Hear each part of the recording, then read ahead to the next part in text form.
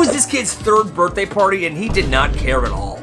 So he was turning 3 and his parents went all out. Huge backyard party, like 50 people. Family, friends, cousins, neighbors, everybody was there. Everyone was eating cake, baby, playing games, presents stacked up. The kind of party parents throw because they know their kids are gonna remember it forever. So that morning they gave this kid one of his gifts early. Here, sweetie. It's a little plastic toy lawnmower. Lawnmower. I like it. The kind that clicks when you push it, and he loves it instantly. He won't put it down, and they're thinking, good, great, best gift ever. So the party starts, people show up, kids are running around, everyone's having a fantastic time. And meanwhile, the birthday boy isn't anywhere near everybody because he's in the front yard, slowly mowing the lawn with his fake lawnmower. Just walking back and forth, pushing that little mower. He's completely locked in, and the party's happening in the backyard. Everyone's trying to get him involved, like, hey, come on, buddy, come on, open some presents. Doesn't even respond. Just keeps mowing the lawn. Hey, bud, it's your Uncle Joey. Come on, let's have some cake. Doesn't care. Eventually, people just start laughing because this entire time they're looking outside. This kid's just walking back and forth, mowing the lawn, could care less about his party. Then it comes time to sing happy birthday. They can't get him inside, so everyone else had to come out to the front yard and sing to him while he didn't listen and mowed the lawn instead. Actually, that's awesome. These two 12-year-olds started a lemonade stand one summer, and at first it was basic. Like they had the table, the sign, they were making lemonade, and people were buying it. They spent days perfecting the recipe. They were treating it like a chemistry project. But the thing is, the lemonade was incredible. Kids, this lemonade is incredible. People on their street loved it, but business began to slow down a lot. And then one of them goes, why are we selling this stuff to a cul-de-sac of 20 people when there's a whole downtown area? Good idea, let's move shop. So one Saturday morning, they moved the entire operation downtown, middle of town square.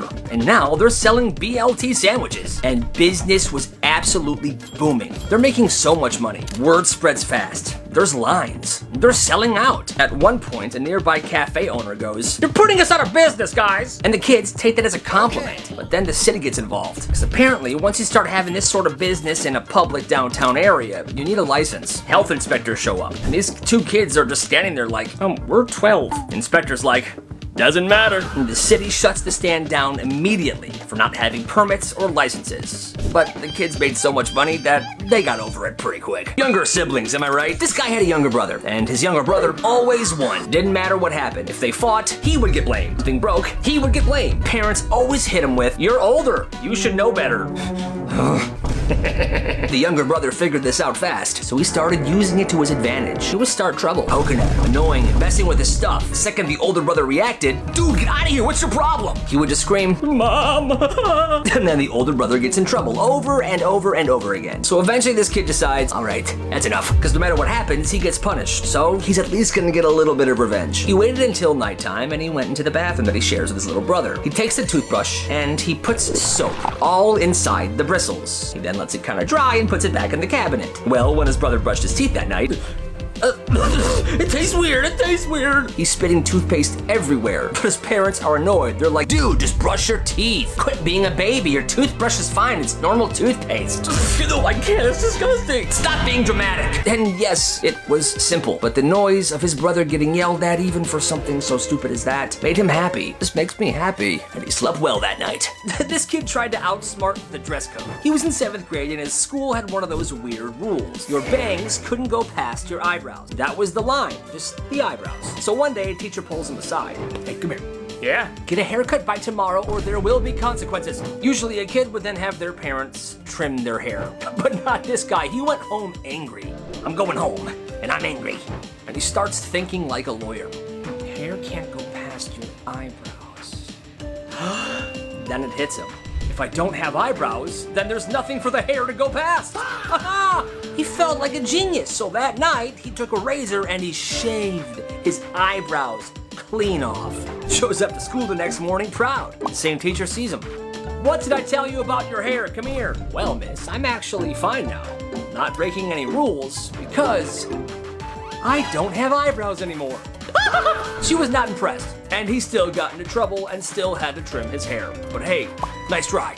This kid's dad freaked out. They're at the grocery store shopping for their weekly groceries. Cereal, milk, frozen waffles, frozen pizza, lunch meat. Everything seems normal. Then they pull up to the aisle. They're at the cashier. He scans everything. All right, that'll be $125.64. The dad then goes into his pockets and pulls out this giant stack of coupons. Yeah, all right, here you go. Hands them to him super confident. The cashier starts scanning them. Beep, boop. Beep, boop, bop, bop, beep. Then he goes, "Sir, every single one of these is like 9 years old. Everyone expired. Super expired. Scan them again." Okay, beep, beep, boop, bop, beep, boop, boop. The beeps obviously came from the machine, not his mouth. But this is a video. But he says again, "Yeah, no, they're all expired." Dad starts raising his voice in front of everybody at the store. His kid is with him. He's like, "Dad, please settle down. We're in public. This is absolutely ridiculous. It doesn't make any sense at all. You know what? I'm leaving." He then starts to push the cart out of the store. "Dad, we have to pay." "I'm not paying for anything." Now the kid is standing there by the cashier. Cashier's watching the dad push the cart out and looks at him. Yeah, this is gonna be a problem. Kid then does something that he never forgave his dad for. He pulled out his wallet and paid for the entire grocery haul with all the money he made that summer from mowing people's lawns. Here, this should cover it. He was saving up for a brand new bike. Worst part is, his dad never paid him back. That's messed up. "You must clean the dish before you put it in the dishwasher." What? Kenny's mom had this incredibly specific belief that the dishwasher was only meant for sanitizing, not cleaning. If you put a plate in there with a smear of sauce on it, she would pull each and every dish out of there, give you a lecture, and make you wash every dish before you put it back in. "Kenny, look at this. A smudge of barbecue sauce. Take these all out, rewash them, and put them in the dishwasher." Kenny spent 45 minutes every single night scrubbing clean plates and cups before putting it in the machine. He'd be there scrubbing, looking at it. "Mom, it's literally called the dishwasher. Can't we just start putting them in there and that's it?" "No, Kenny." He does this for years. Scrub dish, put dish in dishwasher, dishwasher run, dish done. One day he goes to his friend Steve's house. They have dinner there. His mom takes all these greasy, messy, nasty plates and puts them directly in the dishwasher. So Steve, your mom just puts them in the dishwasher? "Yeah, it's a dishwasher, Kenny. It washes the dishes." Kenny then realized he spent years doing a pointless task because of his mom's OCD.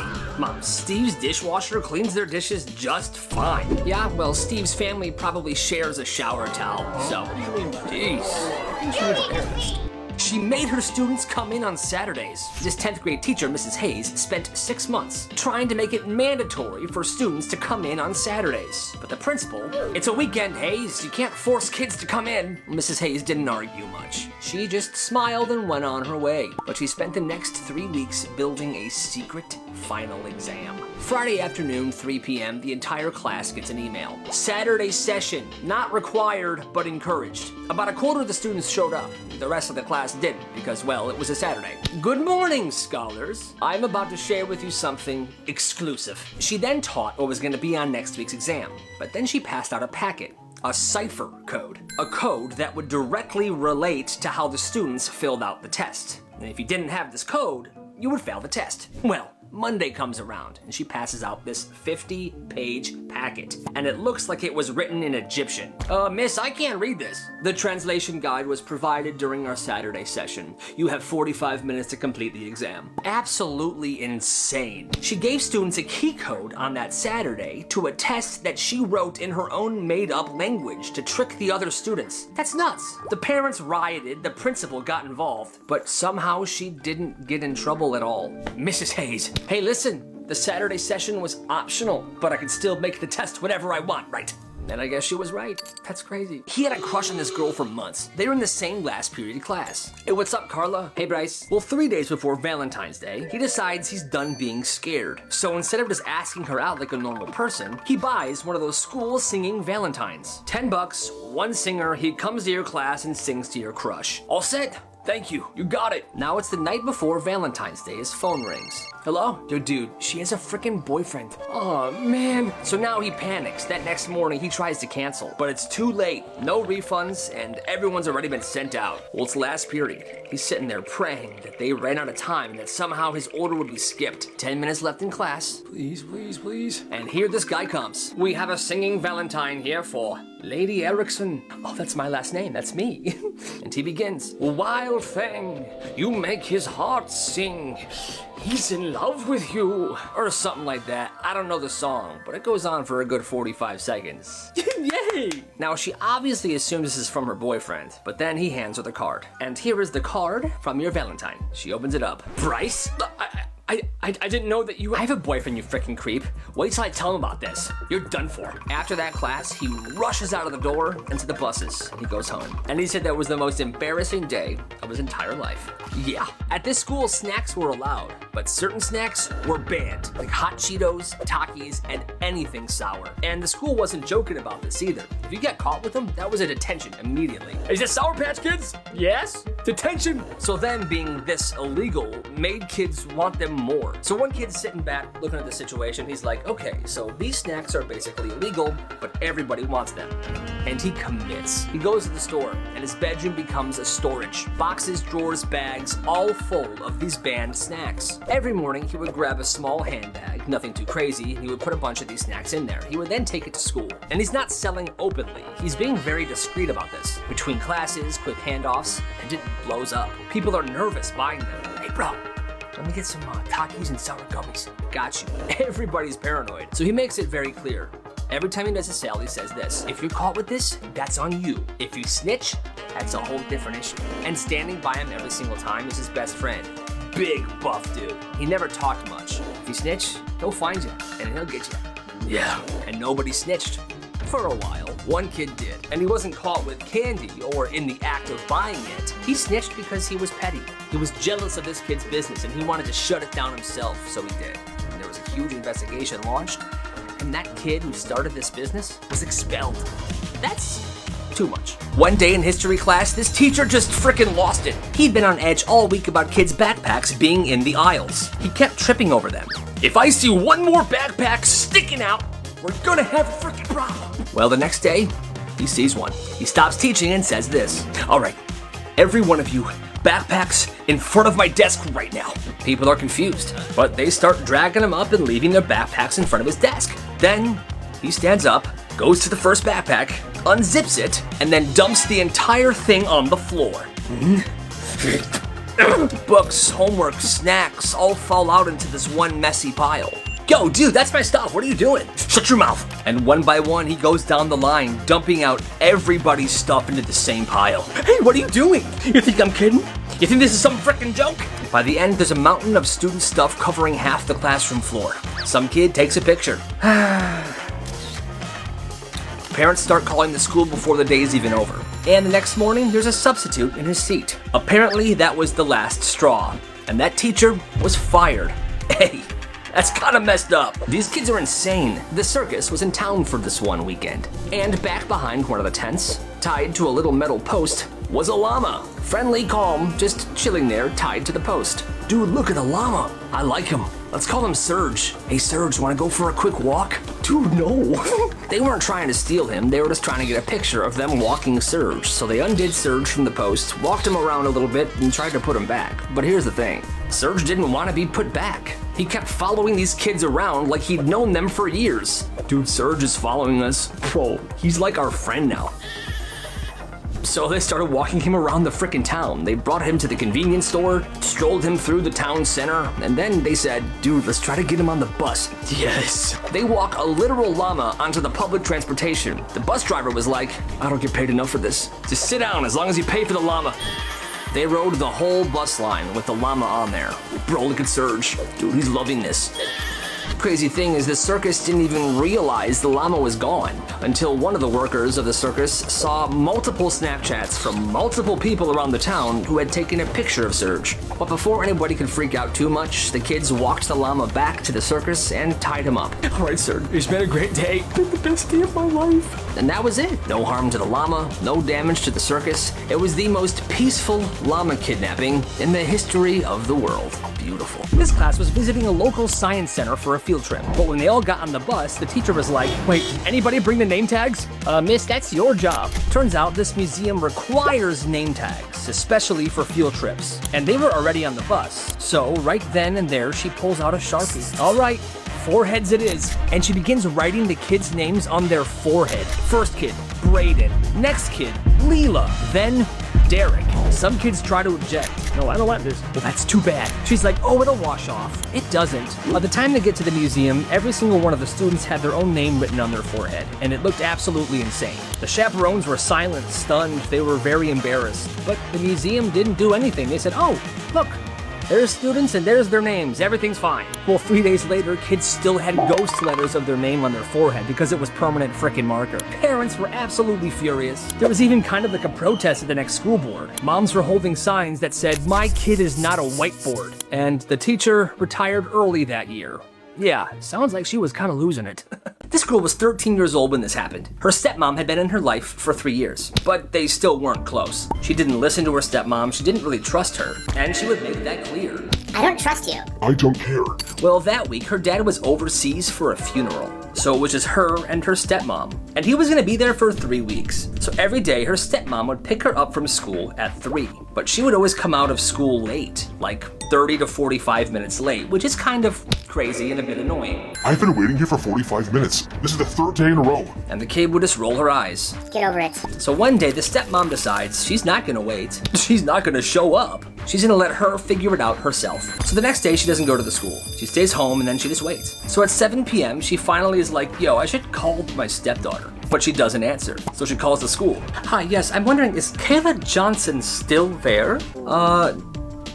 Kayla Johnson? No, she walked home at around 3:30. Oh no. Yeah, she messed up. She panics, she calls the neighbors, she calls the police. Eventually, they find her in somebody's backyard a few blocks away. What happened was she tried cutting through yards to get home. Well, one yard had a dog, and it bit her in the leg. Badly. She limped away, realized her phone was dead, so she sat down and just cried. I mean, yeah, she shouldn't have went through someone's backyard, but still, this girl's 13. Her stepmom is responsible for her. The dad caught a flight that night. Are you kidding me? You let this happen. I'm at the airport right now. I am So done. The daughter now has a permanent scar, and the dad left the stepmom. And like I said, the girl was 13 years old. You can't just do that. Messed up. This teacher is insane for this. This class had just finished reading Lord of the Flies in English, and the teacher? She was passionate, maybe too passionate. So after they had finished reading this Lord of the Flies, the next day she tells them this. "Class, we are going into the woods tomorrow. Bring a backpack full of things. We're gonna live like the boys on the island." So next day they come with backpacks full of stuff and they head to the woods. No rules, no roles, just chaos. She hands them bandanas and points to the woods behind the school. "All right, go." One teacher and 20 students, and these weren't just regular kids. Somebody brought a pillowcase full of flour and was whacking people with it. Another kid filled a spray bottle with perfume and was spraying in another kid's eyes, trying to blind them. Take that. Soon there was turf wars, alliances, groups getting ambushed. Kids were using mud as war paint. They were getting feral, and the teacher was just standing there at the edge of the woods watching this go down like it's some sort of social experiment. Yes. Yes. Yes. And it went way too far. Kids were getting bloody noses, one person was throwing up profusely, I don't know why, and the teacher didn't get in trouble for this, not even like a warning or anything. The principal didn't even know about any of this until a parent called a couple days later, but he still did nothing. And the crazy part is, the next year, this teacher did the same exact thing. Honestly, that sounds kind of fun.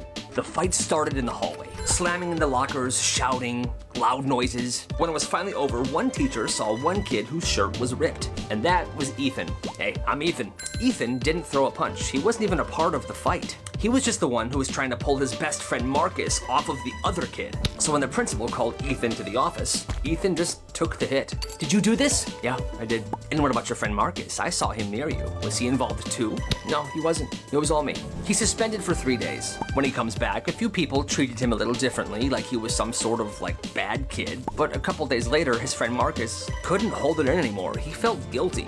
So he went to the principal's office. He was crying. He told them the complete truth. The next day, Ethan's called in. You could have cleared your own name. Why didn't you? Nah, it just didn't feel right. Marcus has got enough stuff going on. I'm incredibly proud of you, Ethan. I am. By the end of that year, Ethan's grades aren't perfect. But the principal writes him a college recommendation letter. And it was so good that he got into his first choice college. That's amazing. Yo, I got a shortcut. Through there? So after school one day, this kid swears he found a shortcut home. He's pointing to this giant cornfield like, trust me, it's way faster. Now a bunch of kids are skeptical. Bro, that's not a path. That's just corn. But half the group follows him anyways. At first, it's funny. They're laughing, they're pushing through the corn stalks, they're making jokes. Then 10 minutes pass, there's no road. It seems like it's just endless corn. Wait, we passed this corn stalk already, didn't we? It's all corn, man. Trust me, just keep walking. After a bit more walking, panic does begin to kick in, and their phones aren't working. The sun's setting, you can hear coyotes in the distance. You hear that? We're gonna die. By the time they finally stumble out of the cornfield, it's dark, they're dirty, scratched up, and dehydrated. And what do they see throughout the neighborhood filling these streets? Police, firefighters, parents, everybody freaking out. Turns out, word spread fast, and when this group of kids never came home, things got crazy. Hey, a bunch of kids never came home today. Get every unit out there right now, we gotta find them. The whole town formed a frickin' search party. And this shortcut, it added 4 hours. And the kid that had this idea never lived it down. That's insane. Picture this, first day of high school, a new teacher walks in. Cool looking guy with the mustache. He starts roll call. Billy, here. Carl, I have milk in my backpack. Steven, here. You must be the kid that still sleeps in that blue race car bed, huh? What? The kid was confused because he actually did sleep in a blue race car bed. So he started thinking that this guy's a total creep, but he forgot about him. Maybe it was a lucky guess. Well, as days go on, there were more and more things this teacher was saying. How's Rufus, Steven? Has he still got that stomach infection? How did you know that? This reminds me of when your mom was talking about the cat and when he ate the light bulb. Hey Steven, how was that Twinkie last night? I know you snuck one from the cabinet. Was it 2 a.m.? 2 a.m. Twinkie? Kid's absolutely freaked out. The next day he's in class, scared of what he's gonna say today, when all of a sudden, his dad comes out. Hey, how we doing? Johnny. Steven, we got you. Yeah, we got you, son. What? Turns out this kid's dad and the new teacher go to the same gym, and one day they got to talking. And the dad's like, oh, you're starting at Gilchrist teaching this year, huh? Yeah, 5th grade. Oh, my son's in 5th grade. Oh, nice. What's his name? His name's Steven. He's in your class? I have a great idea. It was all an elaborate prank. Kid was definitely relieved, but he's not too happy that now all of his classmates know that he still sleeps in a blue race car bed. The legendary substitute. It was last period, 90 minutes long, and this class's teacher was out for 2 days, so a sub came in to cover both. The first thing he said when he came in was this: all right, students, this class is different. You will decide what we do tomorrow yourselves. Whatever you all agree on unanimously, I will make happen. And the class starts whispering, wait, like anything? Anything, but every single one of you has to agree on it. So for the next hour and a half, the entire class was working like a group project. They debated, argued, bargained, and by the end, they had a full plan. The first 15 minutes, they wanted music playing and they wanted snacks. Then, a movie of their choice. They chose Shrek 2. And with the movie, they wanted soda and pizza. And not like one slice each. They wanted enough pizza so everyone could get stuffed. The sub just nodded. All right, tomorrow, it's done. And the next day, the classroom was a frickin' vibe. Pizza boxes stacked high, music, Shrek 2, kids with food comas in every desk. It was the only time the entire class agreed on something, and it was the last time that sub ever taught at that school. This kid's stepdad worked for Coca-Cola, and because of that, there was a rule in their house. No Pepsi products, ever. Not in the fridge, not at restaurants, and not at birthday parties. If they were out to dinner, yeah, I'll take a Coke with my chicken tenders. I'm sorry, we only have Pepsi products. Yeah, nope, pack it up. We are leaving. We're going somewhere else, kids. But my chicken tender. I said we're going somewhere else. Even when they were hosting parties at their house, if any of their guests came with Pepsi products, pour it out or throw it away. Those are not allowed in this house. I understand some people have a preference between Pepsi and Coke, but this just went a little too far. That dad sounds insane. He opened his lunch, looked inside, and oh God, he was starving. He missed breakfast this day. He had a packed lunch and he couldn't wait for his lunch period. He'd been counting down all morning. Well, it's finally his lunch. He sits down, he opens his lunch bag, and what? Yeah, first thing he sees, a container of cold chicken and sauerkraut. Next to it was a weird mustard packet, like one of those from the deli, a Ziploc full of cherry tomatoes, and a boiled egg, just loose, in the lunch bag, floating around. No salt, no napkin, nothing. What? Are you good, homie? I grabbed my dad's lunch. He packs it up, he doesn't eat, doesn't say a word for the rest of lunch. Carries the bag with him all day, and then after school, he goes home, and he walks into his kitchen. Dad, what even is this? Ah, it's my lunch. Yeah, I was wondering why I had yours. Dude, it's nasty. It smells like vinegar, and there's just an egg in there, loose. Hey, that's a good egg. No, Dad, that's a sad egg. A very sad egg. And from that day forward, he made sure to triple check his lunches every morning before school. Honestly, I think that dad's lunch didn't sound too bad. Myself. Hey, this isn't Monsters, Inc. It was a Monday. The class voted on a movie to watch for Friday because they had been good and they had gotten good grades or something like that. Everyone voted. It was a huge thing. The final tally is that Monsters, Inc. was the movie that they were going to watch on Friday. Heck yeah. Monsters, Inc. is awesome. Even the teacher said, "That's a great choice, class. I love that movie." Well, cut to Friday, somebody brought a big bag of popcorn and Ziploc bags. They were passing out popcorn to the whole class. People were hyped. The lights go off, everyone's ready, and then the teacher says this. "Okay, class, today we are watching The Miracle of Wheat Production, a 52-minute educational film made in 1987. You're gonna love this." Okay, so now everybody's confused. What the literal hell is happening right now? She presses play. The movie is grainy. The opening song is a banjo when you hear this. "Let's take a journey through the fascinating world of wheat." People don't really know what to say. The teacher's just sitting there smiling. Finally, one kid says loud enough for her to hear, "Yo, answer us. What happened to Monsters, Inc.?" Well, I realize it might not be educational enough, but you guys are gonna love this movie. I promise. Give it a chance. And they never forgave her for what she did that day. It was the school's Halloween costume contest. Everybody's in full costume. Teachers, judges, the whole gym is packed. Students are making their walks across the stage and the judges are judging. So one kid gets up and he's wearing a basic Walmart hot dog costume. But for some reason, the entire school went nuts when they saw this. Yes!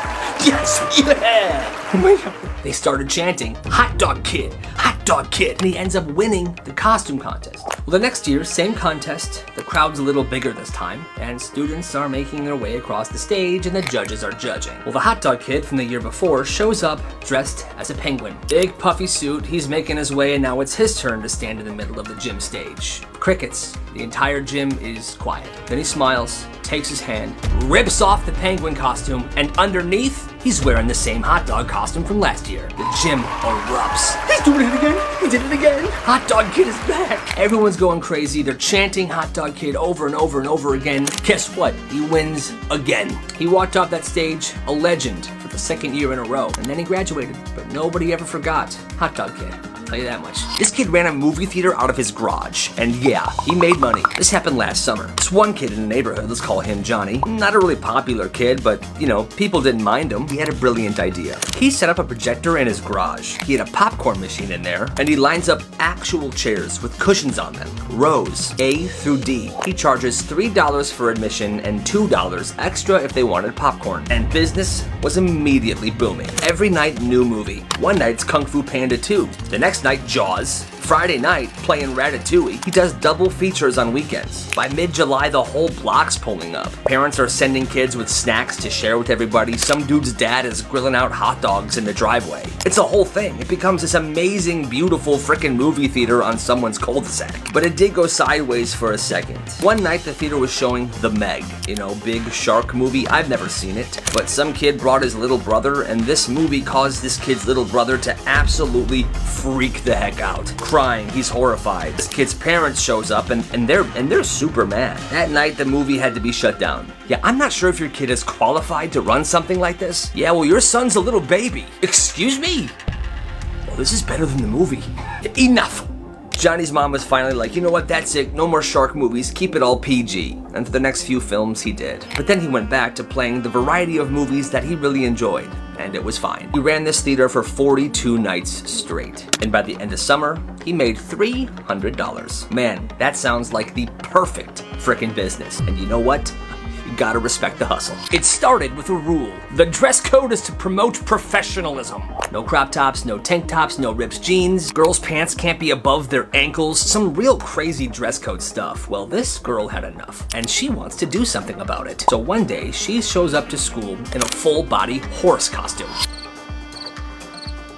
Yes, I know it's a llama mask, but I don't have a horse mask, so bear with me. Mane, hooves, tail, covered head to toe. And technically, this horse costume followed every single rule. That's not professional. Show me where it says no horses. And they couldn't do anything, because there was no rule in the handbook that said no costumes or no horses. There was no skin showing, her ankles were covered by the horse costume. Like I said, she knew the handbook better than the teachers and the principal did. But the thing is, the teachers were obsessed with this. One teacher would bring her carrots every morning. Hey, horse girl, I got a carrot for you. That's hilarious. One teacher said, you're my hero. Even the lunch lady would start neighing whenever she saw her. She wore this horse costume every single day for 3 straight weeks. But then the school finally added a new rule. No costume wear. This is absolutely insane. So Rampart High School was a blue ribbon school. Good grades, solid reputation, but they had barely any money. So the principal has an idea to rent out the gymnasium to make some extra cash. And someone comes up, they want to use it on a Saturday. They say it's just a small event. The guy says, yeah, it's for a church dance, 7 p.m. to 9 p.m., 1,000 people max. Well, Saturday night hits, and it's a full-blown rave. Lights, fog machines, thumping bass, it's packed. Over 5,000 people show up. People are drinking, there's a bunch of other crazy stuff going on, and this isn't just a rumor, it was on the news. Here's the article. See, 5,000 people.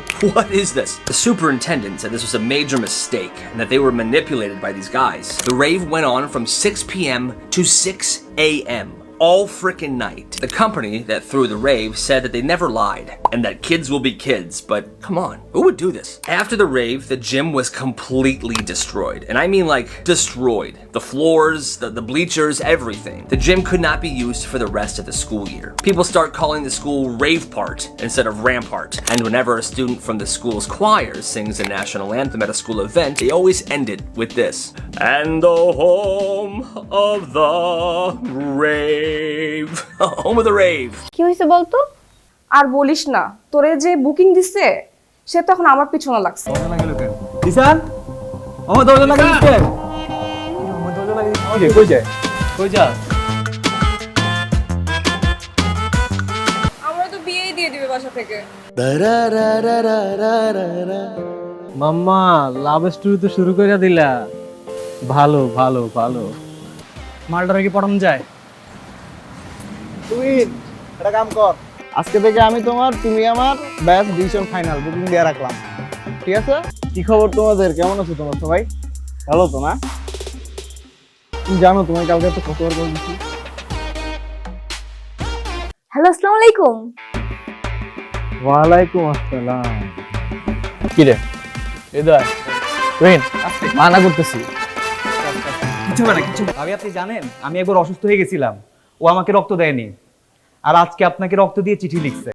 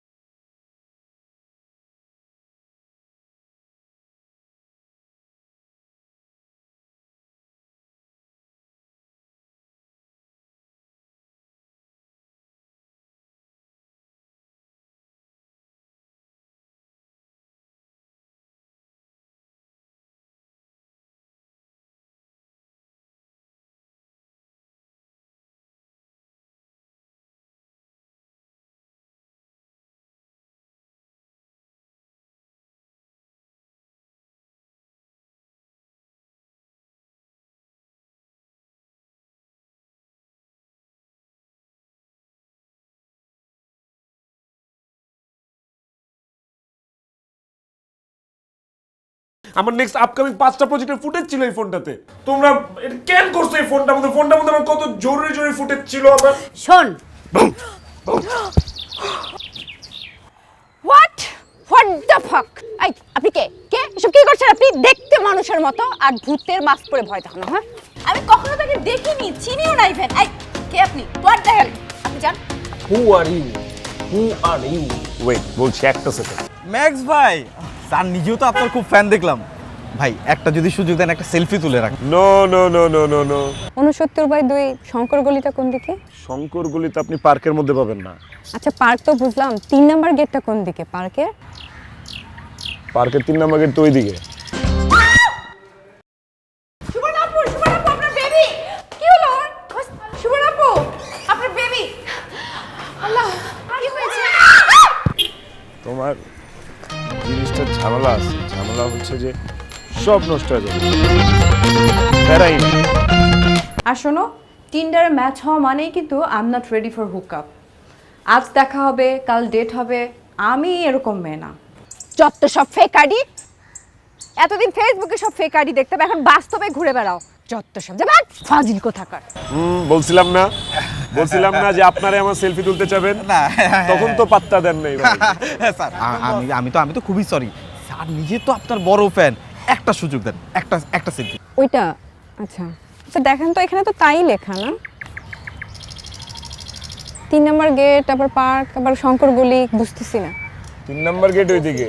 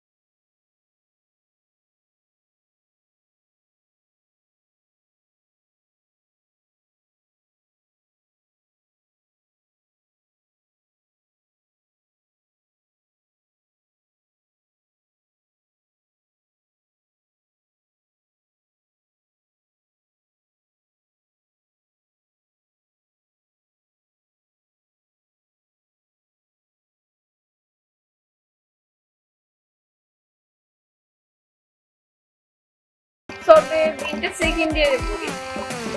Second ইয়ারে আমার class 9 এর পোলাবেনও প্রেম করে। মামা মায়া তো অস্থির। Excuse me আপু, excuse me, আপনার নামটা যদি বলতেন একটু। শুনেন বেঞ্চ সাহেব, আমার বন্ধু জিসান, ঠিক আছে? আপনার বান্ধবীরে শুনো। মারি নাই তো, শাসন করছি। ভালো লাগে না, একটু মারতেই পারি, কিন্তু খুব খারাপ হয়ে গেছে। তুই রবিলের সুন্দর একটা রিক্সা ডাক। ভাবি চিনিকে আমার বন্ধু জিসান দিচ্ছে, প্লিজ ভাবি আপনি একটু নেন প্লিজ ভাবি। দেখেন ভাবি বন্ধু ধরে না, আবার কল দেখ। এই এই দুলা ভাই সামনে থাকলে যে সালাম দিতে হয়, আপনি শিখাই নাই তোরা? যে কোচিং এর সামনে যে গুন্ডাটা দাঁড়িয়ে থাকে, আমার তো মনে হয় পড়াশোনা সব বন্ধ করে দিবে। আমি তোর প্রেমের গল্প সাকসেসফুল না, আমার কথা বিশ্বাস কর। আমি শুধু একটু প্রেম ভালোবাসাতে, আমি শুধু ওরেই চাই বাবা, আমি শুধু ওরে পালি হবে। ওকে, আমি আপনাকে ভালোবাসি। আচ্ছা আপনার কাছে একটা প্রশ্ন,